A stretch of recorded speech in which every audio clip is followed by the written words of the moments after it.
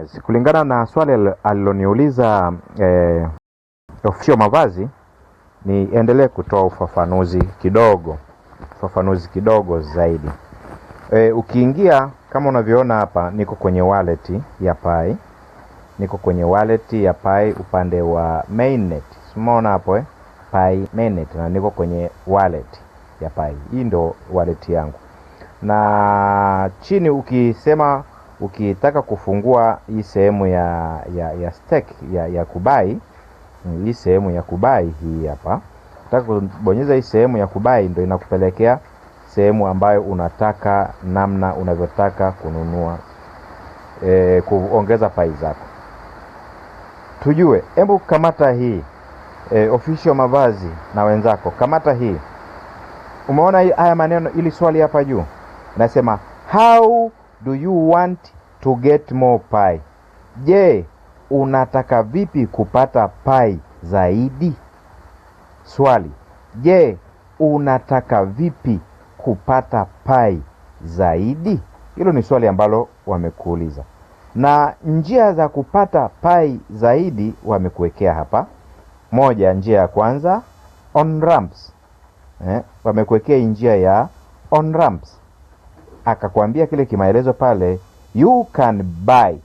Kuna wale watu ambao wanasema huwezi kununua Pi, wala Pi za kununua haziruhusiwi. Kuna watu wanakataa kabisa swala la kununua Pi. Wanakuambia Pi za kununuliwa tofauti na Pi za kuchimba. Kuna watu wengine wanakuambia kuna Pi sio original, Pi fake.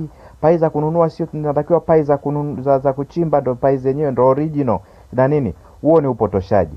Hili neno hapa hili inasemaje? You can buy. Jamani, hebu mnisaidie hili neno buy. What is the meaning of the word buy? You can buy. Wewe una uwezo wa kununua. Kununua nini? Pi. Kununua nini? Pi. Kwa kutumia nini? Using fiat. Fiat ni nini? Ni pesa yako ya kawaida. Au ukatumia credit. Wale wanatumia credit cards. Wale wanatumia nini jamani? Wanatumia credit cards. Wanatumia nini? Credit cards. Kwa kiasi kidogo. Ni kiasi kidogo tu cha Pi ambacho unataka kupata kwa kununua. Kwa hiyo kwa kutumia on ramps una uwezo wa kununua Pi kwa kutumia pesa ama kutumia credit card kwa kiasi kidogo ili upate more Pi. Hiyo ndio njia ya kwanza. Kwa wale ambao watu hawataki kununua Pi, hapo kwenye wallet ya Pi, kwenye mainnet tena, kwenye wallet wameeleza kwamba kwa kutumia on ramps unaweza ukanunua Pi kwa kutumia fiat. Fiat ni pesa yako ya makaratasi, ama unatumia credit card kwa kiasi kidogo. Sehemu ya pili unapotaka kununua Pi ni wapi guys? Sehemu ya pili ni hapa. You can buy Pi kwa kutumia nini? Exchanges. Exchanges. Unaweza kununua Pi directly. Buy Pi direct. Umeona maandishi yalikuwa kwenye kivuli hapo, hayajakolea kama haya ya juu, manake haya bado yamefungwa. Buy Pi directly from exchanges. Kwa hiyo unaweza ukapata Pi directly from exchanges, kwa sababu hapa bado haijafanyika kile kitu kinaitwa Pi bridge. Ukienda kule kwenye ecosystem, wakati ukifungua ecosystem tu ya Pi, pale chini kabisa kuna mahali paandikwa Pi bridge. Kwa hiyo Pi bridge ya kubridge. Bridge ni daraja la kuunganisha exchanges moja kwa moja na mfumo wa ekolojia wa Pi, ili watu waweze kununua Pi from exchanges wakiwa kwenye wallet zao. Hiyo ni njia ya pili. Njia ya tatu ya kupata Pi zaidi au ya kununua Pi zaidi ni hii hapa, ambayo inaitwa Dev and Liquidity Pools. Peer to peer trading. Kufanya biashara ambayo inatakiwa uwe na sarafu nyingine. Umeona pale imeandikwa hapo jamani? Umeona jamani? Usije mkasema peer to peer. Nasema peer to peer trading that require other crypto assets to swap for Pi. Kwa una uwezo wa kufanya biashara ambayo inahitajika utumie sarafu nyingine ili uweze kuswapu kwa Pi. Hiyo ndo njia ya pili. Njia ya tatu ni ya kuchimba sasa pai kwa uhuru. Mine pai for free. Yani hiyo ni bure, unapata pai kwa kuchimba. Kwa kama ulikuwa hauchimbi kwa wakati, ujue unapoteza nafasi ya bure ya kupata pai bure. Nafasi nyingine mbili zilizobakia ni kwa kufanya biashara kama unazo pai, ama ni kwa kununua pai kwenye exchange, ama ni kwa kununua pai kwa kutumia ile platform ya kwanza ambayo ni ya OnRamps. OnRamps haina tofauti na kwenye exchanges. Kwa hiyo hatua ya hii hapa ni ya kuchimba. Anasema hivi, anasema hapa, anasema you can get more pi by contributing to the network using the Pi mining app. Kwa hiyo mchango wako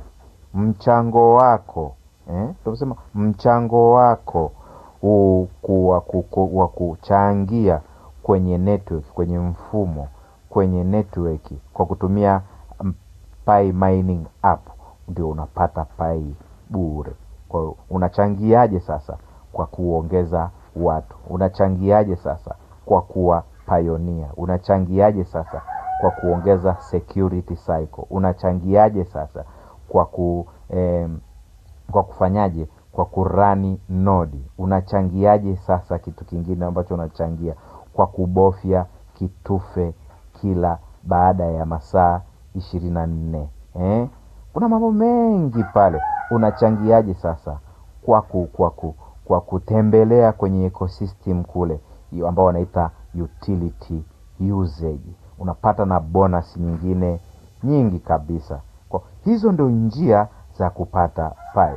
Sasa ndugu yangu Official Mavazi, uliuliza kuhusu DEX, Decentralized Exchange na Decentralized Finance. Hem, tubonyeze hapa kwenye Dev and Liquidity Pools. Dev and Liquidity Pools. Hapa tubonyeze hapa. Tunabonyeza hapo kwanza, alafu tutapata majibu. Tunabonyeza hiyo hapo. Oho, umeona imetupeleka moja kwa moja kwenye DeFi, Decentralized Finance.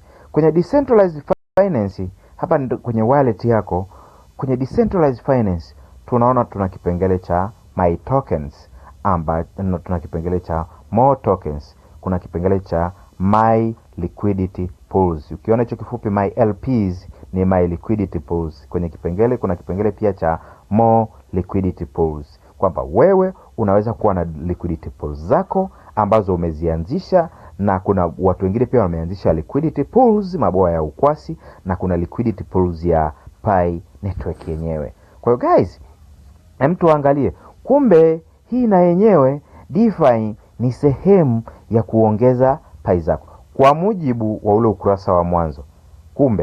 Kumbe hapa ni sehemu pia ya kuongeza pai zako. Sasa kama tumeingia open mainnet, haujui matumizi ya DeFi, je, hizo pai zako ulizonazo zitaendelea kubaki hivyo hivyo? Maana yake ni kwamba hizo pai ulizonazo zitakwisha na utabaki mikono mitupu. Sasa tujaribu tuone inakuwaje hapa. Tuna try on testnet. Kumbuka kwenye wallet yetu tulikuwa mainnet, kwa tuna try on testnet. Tunabonyeza try on testnet, inaelekea kufunguka upande wa Pi testnet. Unaona hapo inafunguka upande wa Pi testnet. Testnet wallet inapofunguka, maana yake sasa hivi tupo kwenye upande wa majaribio, upande ambao hauna hatari. Wewe kama pioneer una uwezo wa kujifunza. Na pale kwenye kipengele umeona hii rangi ya blue, hii rangi ya purple ya My Tokens iko hapo, na zile tokens zozote ambazo umeziwasha ndio hizi hapa. Mimi nimewasha Archimedes, ambayo hii tokens imetengenezwa na nani? Ukiifungua hii kuna kitu nilikwambia kwenye voice note, kama umesikiza kwa makini. Ukiifungua hii Archimedes, ukiangalia kuna hichi kilinki hapa ambacho kuna hichi kilinki hapa ambacho kimewekwa. hichi kilinki kinaonyesha ni nani aliyetengeneza, ambapo hapa huyu anaitwa issuer, mtengenezaji au muundaji. Ni nani muundaji? Ni huyu hapo Pi Core Team, na wametumia hiyo testnet-token.pinet.com. Hiyo ndio URL. Ukienda kuifungua hiyo itakupeleka kwenye taarifa zote za huyu issuer.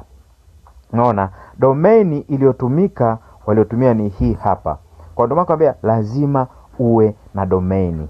Lazima uwe na domain. Huyu wametumia domain ya external, ni domain ya nje inayotumika ambayo ni domain ya .com. Domain ya .com kutengeneza token. Ukifungua hiyo domain utapata maelezo yote yanayohusiana na hii token ya Archimedes. Hiyo token ya Archimedes. Kwa hiyo guys, bila kujifunza huwezi kuongeza pai zako baada ya Open Mainnet. Hapa unaweza kujifunza na kuna mambo ambayo unaweza kujifunza, ambayo unaweza namna ya kutuma hizi Archimedes. Unaweza namna ya kujifunza namna ya kununua hizi Archimedes. Unaweza namna ya kujifunza namna ya kuuza hizi Archimedes. Unaweza kujifunza namna ya kuziweka kwenye liquidity pools, kwenye bwawa la ukwasi. Nini hizi Archimedes? Ukaweka kwenye liquidity pools. Na unapoweka kwenye liquidity pools unaweza unaweza ukatengeneza liquidity pool yako wewe mwenyewe, watu wengine wakaja wakachangia kwenye liquidity pool, ukaongeza pai zako. Watu wanapochange, watu wanapobadilishana kwenye bwawa la ukwasi, wewe ndio unapata faida. Lakini kama utataka tufikie Open Mainnet, alafu vitu vyote vimefungwa kwenye ecosystem, itakuchukua tena muda mwingine kutafuta muda wa kujifunza, na muda huo utajifunza kwa hatari. Kwa nini utajifunza kwa hatari? Utajifunza kwa hatari kwa sababu muda huo tunakuwa tena hatutumii test tokens. Hizi zote hizi unazoziona hizi zote hizi nilizotumia ni test token. Na hapa umeona hizi ni Archimedes za test ya nilizozipata, na hizi hapa hizi ndio test pi 119.23 nilizotumia kununulia Archimedes. Nikapata Archimedes 27.0.3 27.0.301.594. Kwa hiyo utakaposubiria Open Mainnet ifike ndio uanze kujifunza, uwe na uhakika hautapata tena nafasi ya kutumia hicho kitu kinachoitwa test pi. Utakuwa unatumia pi halisi. Kwa hapo sasa utakuwa unatengeneza hatari kubwa, kwa sababu utakuwa ni mbumbumbu. Angalau tuseme hata ni mjinga, utakuwa ni mbumbumbu kwa sababu vinatumia pesa halisi, alafu na wewe mwenyewe unakuwa haujui chochote, kwa unajiweka kwenye riski kubwa ya kupoteza pai zako. Na ukijiweka kwenye riski kubwa na ukiacha hutofanikiwa. Ukifanya utapata hasara. Muda ni lini? Muda ni sasa. Jifunze namna ya kusend, jifunze namna ya kubuy, jifunze namna ya kusell, jifunze namna ya kucreate liquidity pools. Sasa basi, tukiachilia hiyo, tukirudi nyuma kidogo, tuangalie hapo. Tukirudi nyuma tunakuta hizi zote token zote zinaeleza ni nani aliyetengeneza. Ndio maana unakuta hizi tokens zina linki, zina URL za kuonyesha ni nani aliyetengeneza zote. Kwa unaweza ukajifunza kupitia hizi linki, zinakupeleka huko, unaenda kujifunza kupitia hizi linki na vitu vingine vingi. Alafu kitu kingine tumeona ile IIR, hakuna aliyejua kwamba kule kwenye Launchpad wakati wameachilia ile token ya IIRA, nilikufundisha na kwambia pale mwanzo kuna kitu kinachoitwa coin na kuna kitu kinachoitwa token. Pi ni coin kwa sababu ndio coin mama ya blockchain husika. Hao Pi wametengeneza token. Token waliotengeneza ya kwanza waliotengeneza ndio hii hapa Archimedes. Token nyingine waliotengeneza ni hii hapa Ball. Token nyingine waliotengeneza Kuna token nyingine wametengeneza hii ile hapa iliachiliwa kwenye Launchpad, ni hii hapa IIR, na nyingine nyingi ambazo zimetengenezwa na Pi Core Team. Kwa hiyo bila kujifunza huwezi kujua chochote. Lazima ujifunze.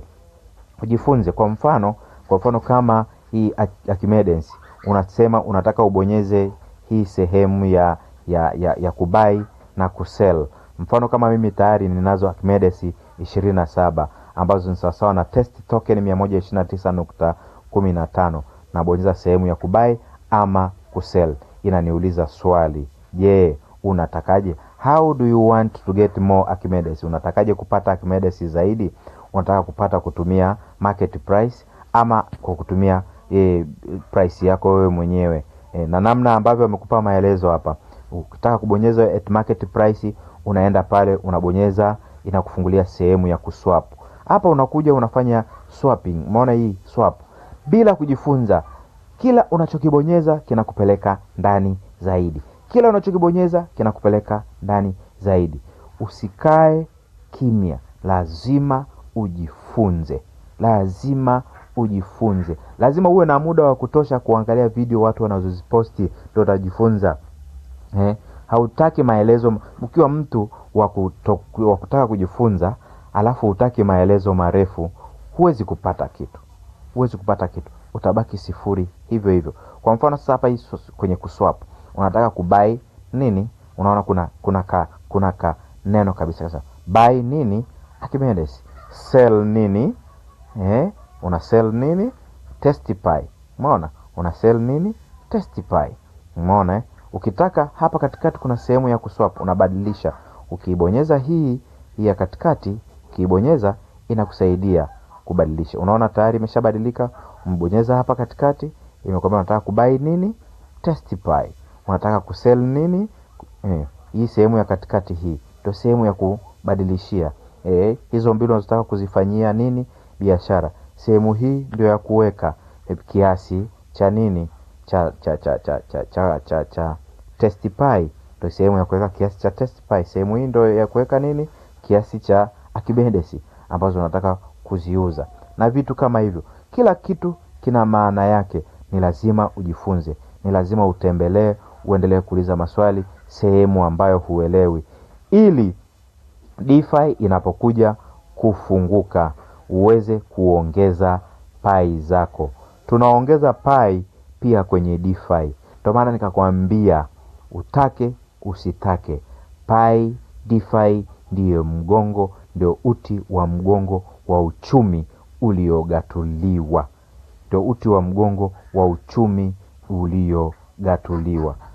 Hiyo ni sehemu moja tu. Just imagine. Hiyo ni sehemu moja tu. Ndugu yangu Official Mavazi. Hii ni sehemu moja tu ya my tokens. Tokens zako zote. Kuna more tokens. Kuna tokens nyingine ambazo hujaziweka kwenye listi kama hizi nilizoziweka mimi kwenye listi hapa. Kuna more tokens. Kuna my liquidity pools haujatengeneza.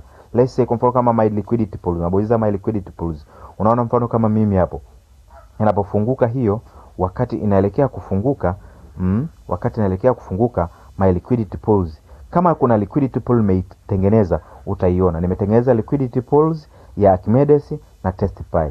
World of Pi na Testify. Nimeweka huko, niliweka huko nimecontribute. Kuna kitu kinaitwa contribution. Hivi vitu vyote utavijuaje?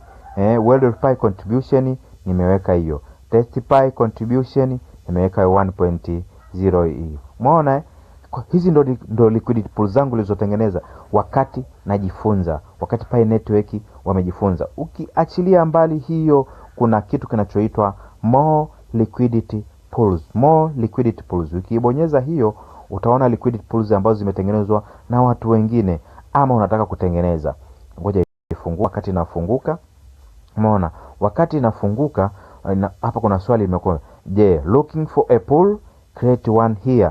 Kwa kama hapo unaweza kubonyeza ukatengeneza liquidity pool yako kama unataka kutafuta pool nyingine, ama unaweza kutengeneza ya kwako hapo wakati inaendelea kufungua kulingana na network. Umeona kuna liquidity pools ambayo ni MOL. Kuna hii hapa IR ya Testify ambayo nimetengeneza mimi. Kuna Archimedes, unaona hii hapa nimetengeneza mimi. Kuna hii hapa nimetengeneza peti hiyo hapo. Zote hizo nimezitengeneza mimi wakati nafanya majaribio. Na nyingine wametangulia zile za kwangu nilizozitengeneza, alafu zikafuatilia za watu wengine ambao wametengeneza. Kwa ukitaka kuparticipate kwenye liquidity pool ambayo unaingia, unataka kuibonyeza. Let's say unataka kuparticipate kwenye hii hapa, unaibonyeza yote nzima hiyo hapo ya mwanzo niliyoibonyeza, hiyo inaenda kufunguka. Lazima ujifunze hiyo RRA mkwaju, umeona IRRA mkwaju TestPy. Hii ni pair, liquidity pool ni pair kati ya IRRA na TestPy. Total unity ziko hapo. My liquidity pool unit ulizoweka unakuta sijaweka, kama hujaweka my contribution 0%. Ukimaliza ukiangalia unakuja hapa chini. Ukitaka unataka unafanyaje? Unakuja unahakikisha kwenye wallet yako ya TestPy ina pai za kujitosheleza. Unakuja hapo unabonyeza deposit, unaweka kiasi cha tokens, kama ni pi, kama ni IIR, unaweka kwenye liquidity pool, unakaa unasubiria, unaona faida inaingia wakati watu wanaendelea ku-exchange. Watu wakimaliza ku-exchange, ukija kutembelea siku nyingine, ukiona ushapata faida, unashida na kamkwanja kwako, unakuja kubonyeza sehemu ya ku-withdraw. Ukithdraw unapata uko faida yako, unakuwa umejiongezea pai za kutosha. Sasa ukikaa tu umekaa umetulia, hutaki kujifunza, hutaki kuuliza maswali, wakati mwingine mafunzo haya ni bure. Hakuna mtu anayemlipa Meya Pioneer, hakuna mtu anayemlipa Madam Rahima, hakuna mtu anayelipa wakina Salumu, hakuna mtu anayemlipa mtu yoyote huku mtandaoni. Yetu unashindwa kuuliza maswali, yetu unashindwa kuangalia ni vitu gani ambavyo watu wameviachilia huku kwa ajili ya wewe kujifunza. Kwa sababu vile ambavyo tunajitolea kukuelekeza, ndivyo na sisi ambavyo tunajifunza zaidi ndani yetu. Kwa hiyo na wewe ukijifunza, ukijua, ukianza kufundisha na wengine, ndivyo unavyozidi kukomaza ufahamu wako. Hiyo ni aina ya kwanza, namna ya kufanyaje, namna ya kuongeza pai zako. Huku kwenye pai, ukitoka hapo kuna sehemu ya kufanya staking, na yenyewe inakuja kuwa hapo. Unakuja kubonyeza sehemu ya kufanya staking. Una create stake zako nyingine. Mfano kama mtu amefanya staking, umeona hapa nimefanya staking ya pai 49 ziko hapo, na zitakuja kufunguliwa tarehe 25 mwezi wa 4 2029. Nimeshafanya staking yangu. Hizi nilizofanya staking, mwisho wa siku tukiingia open mainnet, nimejua namna ya kufanya staking, napata faida napokuja kufanya staking. Ndio namna ya kuongeza pai siku zinazokuja. Sio kukaa na kungojea GCV, sio kukaa na kungojea kuanza kuitumia hiyo GCV. Sijui tusemeje, wala sijui viongozi wasemeje guys. Kwa hiyo kwa sehemu yangu ndio hiyo, Official Mavazi na Wenzio, ni muda mwafaka wa kutembelea. Alafu sasa cha kushangaza, kadiri unavyoendelea kutembelea kwenye hii mifumo, kadiri unavyotembelea kwenye wallet, unapokaa huko, unapofanya mazoezi, ngoja nikuonyeshe ili uweze kujua. Si umeona tunatembelea huko kwenye hii mifumo? Si umeona tunakaa kwenye hii mifumo tunatembelea huko? Hivi tunavyotembelea kwenye hii mifumo, kuna vitu tunavipata. Tunarudi nyumbani kabisa kwenye ukurasa wetu wa nyumbani kabisa. Tunarudi kabisa kwenye ukurasa ule wa mwanzo wa pai zetu. Tukishamaliza hapo, tunakuja tunabonyeza hapa. Tunabonyeza hapo.